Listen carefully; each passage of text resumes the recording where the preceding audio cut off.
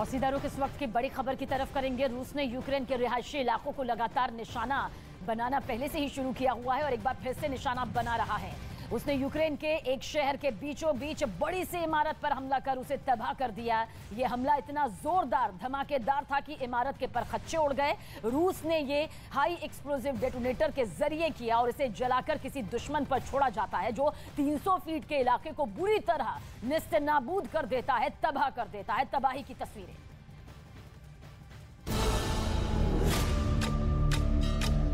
देवी के धाम का एक कलश जिसे बेड़ियों से बांधा गया है।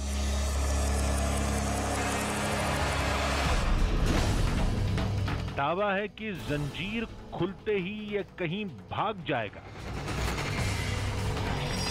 दैवीय कलश की पड़ताल।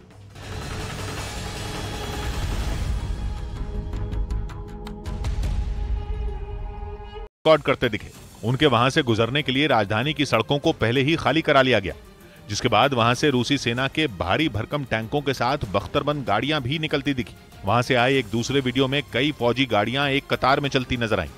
साथ ही इस काफिले के आगे और पीछे दोनों तरफ पुलिस की गाड़ियां भी दिखाई दी।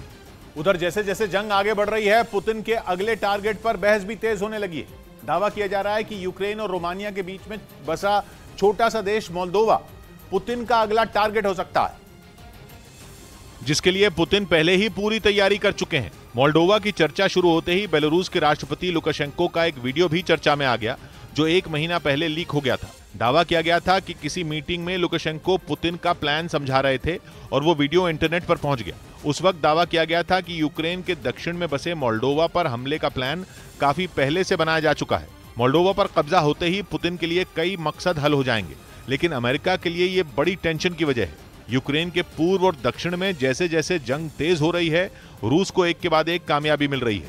इसीलिए माना जा रहा है कि यूक्रेन के पूर्व और दक्षिण पर कब्जा करना पुतिन के एक बहुत बड़े प्लान का हिस्सा है, जिसका अगला पड़ाव मोल्दोवा हो सकता है। नक्शे पर देखकर समझा जा सकता है कि मोल्दोवा आखिर पुतिन के लिए इतना अहम क्यों है, क्योंकि मोल्दोवा एक छोटा मुल्क होने के साथ साथ यूरोप का सबसे गरीब मुल्क है।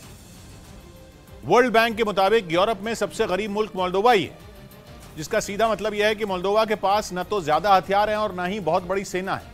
अगर रूस ने मोल्दोवा पर हमला किया तो मोल्दोवा अपने दम पर तो जंग नहीं लड़ पाएगा, लेकिन सवाल यह है कि मोल्दोवा अगर पुतिन की मुट्ठी में चला गया तो क्या होगा? तो होगा यह कि पुतिन की फौज रोमानिया की सीमा पर पहुंच जाएगी। रोमानिया नेटो का सदस्य है और जमीन के हिसाब से यूरोप का सबसे बड़ा देश है। ऊपर से काला सागर का बहुत बड़ा हिस्सा रूस के पास पहुंच चुका